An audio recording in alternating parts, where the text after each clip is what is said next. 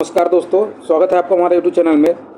देखिए, हम लोग पॉलिटी के 1000 सीरीज को डिस्कस कर रहे थे और हम लोगों ने पॉलिटी के 1000 क्वेश्चन को ऑलरेडी डिस्कस कर लिया है। आज मैं आपके लिए लेके आया हूँ मीडिएवल हिस्ट्री ऑफ इंडिया के हम लोग लगभग 25 क्वेश्चन को डिस्कस करेंगे विद एक्सप्लेनेशन के साथ हम लोग जो है मीडिएवल हिस्ट्री ऑफ इंडिया के 25 मोस्ट इंपॉर्टेंट क्वेश्चन को डिस्कस करेंगे। इस सीरीज में भी हम लोग लगभग 400 to 500 क्वेश्चन को डिस्कस करेंगे मीडिएवल हिस्ट्री ऑफ इंडिया का। उससे पहले अगर आपने इस चैनल को सब्सक्राइब नहीं किया है तो चैनल को सब्सक्राइब कीजिए, वीडियो को लाइक कीजिए और अपने दोस्तों के बीच शेयर जरूर कीजिए। चलिए शुरू करते हैं आज का लेक्चर। आज का पहला क्वेश्चन है कि who among the following founded the Pala empire which was a Buddhist supreme power in ancient India. यानी कि कहने का मतलब कि पाला एम्पायर को किसने फाउंड किया था। इसमें आपको ये भी याद रखना है कि पाला एम्पायर जो था वो बुद्धिस्ट लोगों को ज़्यादा प्रमोट करता था, बुद्धिज़्म को ज़्यादा प्रमोट करता था एंशिएंट इंडिया में। तो पाला एम्पायर को फाउंड किया है किसने? गोपाल ने। किसने फाउंड किया है? तो गोपाल ने। तो इसका एक्सप्लेनेशन देख लेते हैं कि the Pala empire was an imperial power during the late classic period of Indian subcontinent which originated in the region of Bengal.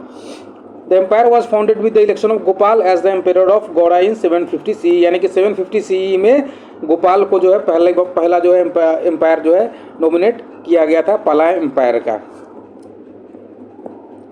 Second question कहता है which of the following ruler of Pala empire patronize the great universities of Nalanda and Vikramashila. यानी कि नालंदा और Vikramshila university को किस पाला ruler ने patronise किया था? तो वो किया था किसने? धर्मपाल ने। धर्मपाल ने। इसका एक्सप्लेनेशन देख लेते हैं कि धर्मपाल जो था, Dharmapal was the second ruler of Pala empire. First कौन था? गोपाल। और सेकंड वाज कौन था? Second was Dharmapal. Dharmapal Buddhism का पैटर्न था, बुद्धिज्म को भी पैटर्नाइज करता था। जैसे हमने पहले डिस्कस किया है कि पाला एम्पायर जो था मोस्टली जो था वो बुद्धिस्ट था और बुद्धिज्म को ज़्यादा प्रमोट करता था। धर्मपाल ने नालंदा यूनिवर्सिटी को फाउंड किया और विक्रमशिला यूनिवर्सिटी को भी फाउंड उसने धर्मपाल ने नालंदा यूनिवर्सिटी को रिवाइव किया था, फाउंड नहीं किया था, रिवाइव किया था। Revive the Nalanda university. और विक्रमशिला यूनिवर्सिटी को उसने फाउंड किया, विक्रमशिला यूनिवर्सिटी को उसने बनाया था। और विक्रमशिला यूनिवर्सिटी जो था वो बुद्धिस्ट एजुकेशन का सेंटर बना बाद में जाके। तो नालंदा और विक्रमशिला यूनिवर्सिटी को किसने पैट्रोनाइज किया? तो वो था धर्मपाल। अगला क्वेश्चन है कि प्रतिहार डायनेस्टी का ग्रेटेस्ट रूलर कौन था? प्रतिहार डायनेस्टी का ग्रेटेस्ट रूलर कौन था? तो ये था मिहिर भोज। मिहिर भोज जो था वो प्रतिहार डायनेस्टी का जो ग्रेटेस्ट रूलर बोला जाता है, सबसे उत्तम रूलर जो था वो था मिहिर भोज। तो earliest known king of this dynasty was Nagabhata. Nagabhata one जो था वो प्रतिहार डायनेस्टी का सबसे पहला जाना जाने वाला राजा था, लेकिन रियल फाउंडर जो था वो भोज को माना जाता था। यानी कि जो प्रतिहार डायनेस्टी का रियल फाउंडर कौन था? वो था भोज। इसलिए इसे greatest ruler of Pratihara dynasty भी कहा जाता है। नेक्स्ट क्वेश्चन है कि किस रूलर ने प्रतिहार डायनेस्टी का जो विष्णु का डिवोटी भी था और जिसने आदिवराह का टाइटल जो है अडॉप्ट किया? यह कौन सा रूलर था प्रतिहार डायनेस्टी का जो विष्णु का डिवोटी था और जिसने आदिवराह का टाइटल जो है वो अडॉप्ट किया था? वो था मिहिर भोज। मिहिर भोज। तो देख लेते हो एक्सप्लेनेशन। मिहिर भोज और भोज वन, मिहिर भोज को भोज वन भी कहा जाता था, गुजर प्रतिहार डायनेस्टी का रूलर था। उसके पिता का नाम रामभद्र था और वो एक विष्णु का डिवोटी भी था और उसने आदिवराह का टाइटल जो है वो लिया था। और कुछ कॉइन्स पे उसने आदिवराह भी लिखवाया था, जिससे ये जाना जाता है कि भोज ने आदिवराह की टाइटल को अडॉप्ट किया था। अब नेक्स्ट क्वेश्चन कहता है कि राष्ट्रकूटाज के बारे में इनमें से कौन सा स्टेटमेंट जो है वो सही है? राष्ट्रकूटाज के बारे में कौन सा स्टेटमेंट जो है वो सही है? तो पहला स्टेटमेंट कहता है Rashtrakutas had Kannada origin and their mother tongue was Kannada. ये ऑप्शन बिल्कुल करेक्ट है। राष्ट्रकूटाज जो थे वो कन्नड़ ओरिजिन के थे और इनका मदर टंग कौन सा था? मदर टंग था Kannada. Rashtrakutas was founded by Govinda III in 8th century. ये गलत है। राष्ट्रकूटाज को किसके द्वारा फाउंड किया गया था? राष्ट्रकूटा डायनेस्टी को फाउंड किया था दांती दुर्ग के द्वारा। किसके द्वारा फाउंड किया गया था? यहाँ एक्सप्लेनेशन में लिखा हुआ है दांती दुर्ग के द्वारा राष्ट्रकूटा डायनेस्टी को फाउंड किया गया था। तो ये स्टेटमेंट जो है वो गलत हो जाएगा।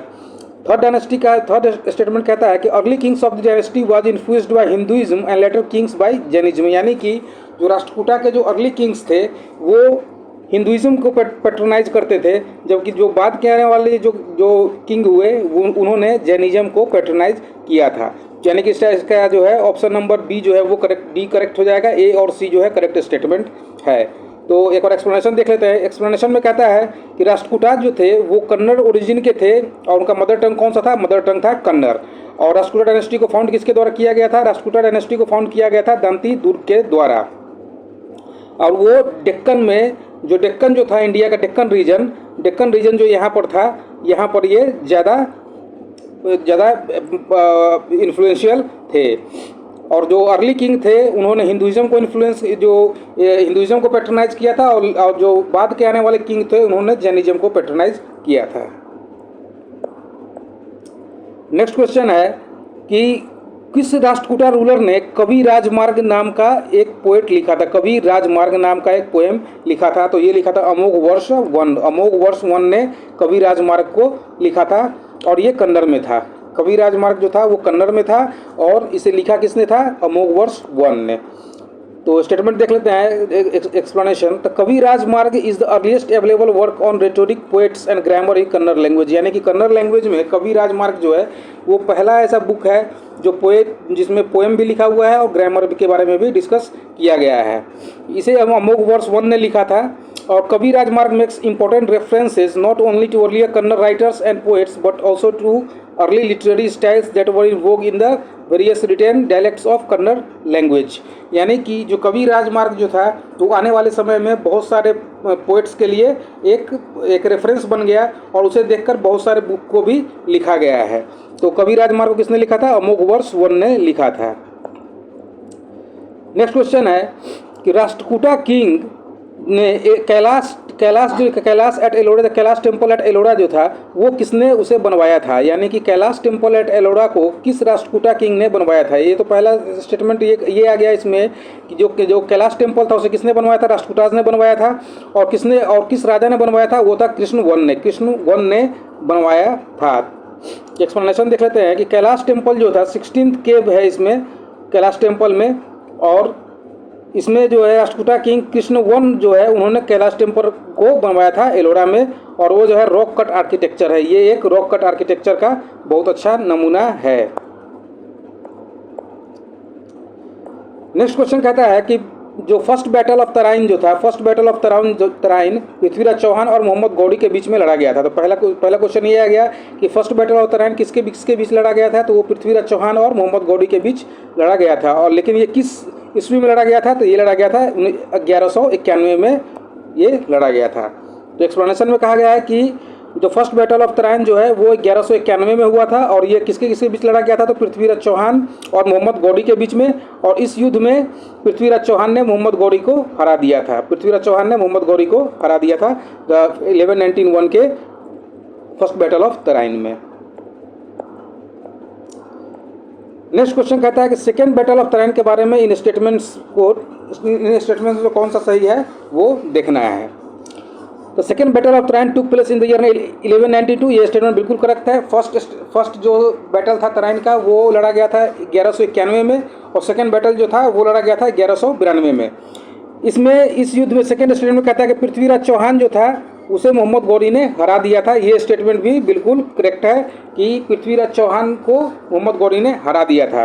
और थर्ड स्टेटमेंट कहता है कि the second battle of Tarain led the foundation of Turkish rule in north India. ये स्टेटमेंट भी बिल्कुल करेक्ट है कि सेकेंड बैटल ऑफ तराइन के बाद जो है तुर्किश रूल जो है नॉर्थ इंडिया में फाउंड हो गया था, फाउंडेशन उसका जो है वो पड़ गया था। यानी कि all the statements are correct. तो एक बार देख लेते हैं एक्सप्लेनेशन में। तो सेकेंड बैटल ऑफ तराइन कब लड़ा गया? 1192 में। पृथ्वीराज चौहान को जो है मोहम्मद गौरी ने हरा दिया सेकेंड बैटल ऑफ तराइन में। Second battle of Tarain led the foundation of Turkish rule in north India. और इससे जो है राजपूता रूलर को काफ़ी ज़्यादा धक्का लगा, क्योंकि जो पृथ्वीराज चौहान थे वो राजपूत के बहुत बड़े राजा थे उस समय के। और उसके बाद जो है विद इन नेक्स्ट 10 ईयर्स जो था राजपूता डायनेस्टी जो है वो कोलैप्स करना शुरू हो गया था, और तुर्क्स जो है उसके बाद 300 साल तक भारत में लगभग राज किया था। नेक्स्ट क्वेश्चन कहता है कि कौन सा राजपूता किंग जो था लास्ट था जिसे मोहम्मद गौरी ने हराया था बैटल ऑफ चंदावर में? तो सबसे पहला क्वेश्चन था कि बैटल ऑफ चंदावर जो था उसमें मोहम्मद गौरी ने किस राजपूता किंग को हराया था? तो ये था जयचंद गढ़वाल को हराया था। तो बैटल ऑफ चंदावर किसके बीच हुआ था? मोहम्मद गौरी और जयचंद गढ़वाल के बीच हुआ था। तो एक एक्सप्लेनेशन देख लेते हैं एक बार कि बैटल ऑफ चंदावर मोहम्मद गौरी और जयचंद ऑफ कन्नौज के बीच में लड़ा गया था गहदवाला डायनेस्टी के। ये जो थे जयचंद जो थे ये गहादवाला डायनेस्टी के थे और it took place at Chandawar में हुआ था, यमुना नदी के किनारे हुआ था और आगरा के समीप था। यानी कि पहला नंबर बात ये हो गया कि बैटल ऑफ चंदावर जो था ये जयचंद और मोहम्मद गौरी के बीच लड़ा गया और चंदावर कहाँ पे है तो ये आगरा में यमुना नदी के किनारे है और इस युद्ध में जयचंद को मोहम्मद गौरी ने हरा दिया था। नेक्स्ट क्वेश्चन कहता है कि किस राजा ने मोहम्मद खिलजी को हराकर victory of tower of victory in Chittor जो है स्थापित किया था। तो इनमें से ये थे राणा कुंभा ने मोहम्मद खिलजी को हराया था और उसके बाद इन्होंने टावर ऑफ विक्ट्री जो है वो चित्तौड़ में स्थापित किया था। तो एक बार एक्सप्लेनेशन देख लेते हैं कि Rana Kumbha was the ruler of Mewar kingdom के ये राजा थे राणा कुंभा और ये सिसोदिया क्लैन से बिलोंग करते थे। Kumbha was the son of Rana Mokal Singh के ये बेटे थे और इन्होंने मोहम्मद खिलजी को हराकर टावर ऑफ विक्ट्री जो है वो चित्तौड़ में स्थापित किया था। नेक्स्ट क्वेश्चन है कि कौन सा चोला रूलर जो था जिन्होंने बृहदेश्वर टेम्पल को स्थापित किया था लॉर्ड शिवा के लिए, बृहदेश्वर टेम्पल को स्थापित किया था लॉर्ड शिवा के लिए तंजौर में। तो ये थे राजराज इन्होंने बृहदेश्वर टेम्पल को स्थापित किया था और ये बृहदेश्वर टेम्पल किस भगवान के एट्रीब्यूट में बना है तो ये लॉर्ड शिवा के एट्रीब्यूट में इसे बनाया गया था। यानी कि बृहदेश्वर टेम्पल जो है जिसे राजराजेश्वर टेम्पल भी कहा जाता है एक तरह से, ये लॉर्ड शिवा को डेडिकेटेड है और इसे जो है यूनेस्को वर्ल्ड हेरिटेज साइट में भी जगह दिया गया और इसे ग्रेट लिविंग चोला टेम्पल्स भी जब माना जाता है, ग्रेट लिविंग चोला टेम्पल्स भी इसे माना जाता है बृहदेश्वर टेम्पल को। नेक्स्ट क्वेश्चन कहता है कि which among the following ruler of the Chola dynasty built the Choleshwara temple at Narthamalai Pudukottai में सोलेश्वरा टेम्पल को किसने बनवाया था? ये बनाया था विजयालय ने सोलेश्वरा टेम्पल को बनवाया था पुदुकोटाई में। तो विजयालय जो था वो इंपीरियल चोला डायनेस्टी का फाउंडर था। चोला डायनेस्टी का फाउंडर कौन था? तो वो था विजयालय और इन्होंने ही सोलेश्वरा टेम्पल को बनवाया। कहाँ बनवाया? पुदुकोटाई में इन्होंने सोलेश्वरा टेम्पल को बनवाया था। नेक्स्ट क्वेश्चन है वीर सोलियम एक तमिल ग्रामर का काफ़ी अच्छा बुक है। तो इसे जो है बुद्धमित्रा के द्वारा लिखा गया था, लेकिन किसके रेन में लिखा गया था? तो ये लिखा गया था वीर राजेंद्र चोला के रेन में इसे लिखा गया था। तो सबसे पहला नंबर बात यह आता है कि वीर सोलियम जो है इसे लिखा किसके द्वारा गया था? तो वीर सोलियम को लिखा गया था बुद्धमित्रा के द्वारा और किसके रेन में लिखा गया था? तो विराज चंद्र चोला के रेंज में इसे लिखा गया था। यानी कि वीर सोलियम आपको याद रखना है ये बुद्धमित्र के द्वारा लिखा गया है और किसके रेन में? तो विराज रेंद्र के रेन में इसे लिखा गया था। नेक्स्ट क्वेश्चन है which among the following Chola ruler assume the title of Gangai Konda Chola and built a city called Gangai Konda Cholapuram. यानी किस राजा ने गंगाई कोंडा चोला का उपाधि धारण किया था और एक सिटी भी बनाया था जिसका नाम था गंगाई कोंडा चोलापुरम? ये बनाया था राजेंद्र चोला वन ने। राजेंद्र वन ने इसे बनाया था। राजेंद्र वन जो थे वो चोला एम्पायर के थे और इन्होंने जो है गंगाई कोंडा चोला की उपाधि धारण की थी और इन्होंने गंगाई कोंडा चोलापुरम नाम का सिटी भी बनाया था। नेक्स्ट क्वेश्चन है who among the following is credited with laying the foundation of Muslim rule in Indian सब कॉन्टिनेंट। यानी कि इनमें से किसे भारत में मुस्लिम रूल का स्थापक कहा जाता है? तो वो है कुतुबुद्दीन ऐबक जो था वो कौन था? कुतुबुद्दीन ऐबक जो था वो मोहम्मद गौरी का गुलाम था और उसे जो है भारत में मुस्लिम रूल का स्थापक भी कहा जाता है। नेक्स्ट क्वेश्चन कहता है कि who among the following became the master of Hindustan and founded slave dynasty after death of Mohammad Ghori. यानी कि किसे मास्टर ऑफ सुल्तान भी कहा जाता है और मोहम्मद गौरी की मृत्यु के बाद किसने स्लेव डायनेस्टी की स्थापना की थी? तो ये था कुतुबुद्दीन ऐबक ने स्लेव डायनेस्टी की स्थापना की थी। तो कुतुबुद्दीन ऐबक जो था वो मोहम्मद गौरी का एक स्लेव था। मोहम्मद गौरी का एक स्लेव था और मोहम्मद गौरी की मृत्यु के बाद उसने जो है ममलूक डायनेस्टी की स्थापना की थी जिसे स्लेव डायनेस्टी भी कहा जाता है। नेक्स्ट क्वेश्चन है कि किसकी मृत्यु 1210 ईस्वी में चौगान खेलते समय हो गई थी? तो ये था कुतुबुद्दीन ऐबक जो है 1210 में चौगान खेलते समय घोड़ा से गिर जाने के कारण इसकी मृत्यु हो गई थी। तो सही ऑप्शन हो जाएगा कुतुबुद्दीन ऐबक। नेक्स्ट क्वेश्चन है, रियल फाउंडर ऑफ दिल्ली सल्तनत किसे माना जाता है? रियल फाउंडर एक तो है कि कुतुबुद्दीन ऐबक को जो है फाउंडर कहा जाता है मुस्लिम डायनेस्टी का, लेकिन दिल्ली सल्तनत का रियल फाउंडर किसे कहा जाता है? तो ये कहा जाता है शमसुद्दीन इल्तुतमिश को। शमसुद्दीन इल्तुतमिश को जो है रियल फाउंडर ऑफ दिल्ली सल्तनत जो है वो कहा जाता है। तो शमसुद्दीन इल्तुतमिश जो था वो ममलुक किंगडम का तीसरा राजा था और इसे जो है रियल फाउंडर ऑफ दिल्ली सल्तनत भी कहा जाता है। नेक्स्ट क्वेश्चन है, टका एंड जिताल क्वाइंस जो है वो इल्तुतमिश के द्वारा जो है इंट्रोड्यूस किया गया था, वो किस मेटल का बना हुआ था? तो ये सिल्वर और कॉपर का बना हुआ था। सिल्वर और कॉपर का बना हुआ था। तो इल्तुतमिश ने जो है उसने टका और कॉपर जिताल को इंट्रोड्यूस किया था मार्केट में, जो कि सिल्वर और कॉपर का बना हुआ था। सिल्वर से बना हुआ था टका और कॉपर से बना हुआ था जिताल। और इल्तुतमिश ने संस्कृत कैरेक्टर में बुल और शिवलिंग का भी इंट्रोडक्शन किया था। जो इससे पहले जो जितने भी क्वाइंस होते थे वो उसमें जो है बुल और शिवलिंग का भी कैरेक्टर मेंशन किया गया था संस्कृत में। और इल्तुतमिश जो था उसे बोला जाता है प्योर अरेबिक क्वाइन का इंट्रोड्यूसर, यानी कि इल्तुतमिश ने पहली बार जो है प्योर अरेबिक क्वाइन को भी इंडिया में इंट्रोड्यूस किया था। अब नेक्स्ट क्वेश्चन कहता है कि किसे सुल्तान ए आजम के नाम से जाना जाता है दिल्ली सल्तनत में? सुल्तान ए आजम के नाम से किसे जाना जाता है? तो ये जाना जाता है इल्तुतमिश को। शमसुद्दीन इल्तुतमिश को जो है वो सुल्तान ए आजम के नाम से भी जाना जाता है। और शमसुद्दीन इल्तुतमिश जो था वो तीसरा किंग था ममलुक किंग्स का, यानी कि स्लेव डायनेस्टी का तीसरा किंग था और उसे सुल्तान ए आजम माना जाता है। उसे रियल फाउंडर ऑफ दिल्ली सल्तनत भी माना जाता है। नेक्स्ट क्वेश्चन है कि चहलगानी जो था, चहलगानी जिसे इल्तुतमिश के द्वारा इंट्रोड्यूस किया गया था, उसमें कितने मेंबर थे? तो उसमें थे 40 मेंबर्स थे चहलगानी में। चहलगानी क्या था? तो एक नोबल्स जो थे, नोबल्स का एक ग्रुप था जिसमें 40 मेंबर होते थे और ये 40 मेंबर मिलकर जो है वो राजा को अपना जो है सलाह देते थे, एडवाइस देते थे। और इसे जो है इसे ही तुर्कान ए चहलगानी भी कहा जाता है। तुर्कान ए चहलगानी भी इसे ही कहा जाता है। अगला क्वेश्चन है कि who among the following was the fourth sultan of Delhi Sultanate who was crowned by her mother after the death of Iltutmish, यानी कि इल्तुतमिश के डेथ के बाद कौन सा चौथा रूलर था जिसे दिल्ली के सल्तनत को संभालने के लिए बनाया गया था? तो वो था रुकनुद्दीन। ये नाम अक्सर जो है स्लेव डायनेस्टी में आप नहीं सुनते होंगे, लेकिन रुकनुद्दीन जो थे वो चौथा रूलर था दिल्ली सल्तनत का। तो रुकनुद्दीन फिरोज जो था वो फोर्थ सुल्तान था दिल्ली सल्तनत का, यानी कि ममलुक डायनेस्टी का।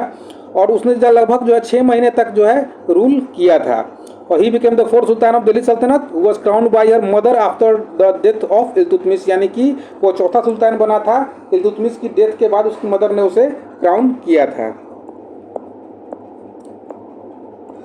नेक्स्ट क्वेश्चन है who among the following was proclaimed as the sultan of Delhi after Razia Sultan was away from Delhi to crush the revolt, यानी कि जब रजिया सुल्तान दिल्ली से बाहर थी किसी रिवोल्ट को क्रश करने के लिए, तो उस समय किसे बना दिया गया था दिल्ली का सुल्तान? वो था बहराम शाह को बना दिया गया था दिल्ली का सुल्तान। तो Bahram Shah was the sixth sultan of Mamluk dynasty, छठा सुल्तान था ममलुक डायनेस्टी का। और he was the son of Shamsuddin Iltutmish and half brother of Razia Sultan का हाफ ब्रदर भी था। और जब रजिया सुल्तान जब दिल्ली से आई थी किसी रिवोल्ट को क्रश करने के लिए, तो उसे जो है दिल्ली का सुल्तान बना दिया गया था। नेक्स्ट क्वेश्चन कहता है who among the following was the third son of Iltutmish who put on the throne by powerful Turkish council Chalisa, यानी कि कौन सा ऐसा राजा था जिसे तुर्किश काउंसिल के द्वारा जो है वो हटा दिया गया था, यानी चालीसा के द्वारा जो है 40 लोगों का जो ग्रुप था नोबल्स के द्वारा उसे हटा दिया गया था। वो था बहराम शाह को जो है जो चहलगानी सिस्टम जो था जो इल्तुतमिश ने इंट्रोड्यूस किया था उसमें 40 लोग जो थे उन्होंने षड्यंत्र करके जो है उसे बहराम शाह को हटा दिया था। तो Bahram was the sixth sultan of Mamluk dynasty और वो शमसुद्दीन इल्तुतमिश का सन भी था और रजिया सुल्तान का हाफ ब्रदर था। और उसे जो है चालीसा के द्वारा जो है थ्रोन से हटा दिया गया था, गद्दी से हटा दिया गया था। तो इस प्रकार हम लोगों ने लगभग अभी 25 क्वेश्चन को डिस्कस किया। आने वाले वीडियो में हम लोग जो है मेडिवल हिस्ट्री के जितने भी इंपॉर्टेंट क्वेश्चन होंगे उन सबको जो है डिस्कस करेंगे। आप वीडियो अगर आपको अच्छा लगा हो तो वीडियो को लाइक करें, चैनल को सब्सक्राइब करें और अपने दोस्तों को भी शेयर करना ना भूलें। Thank you.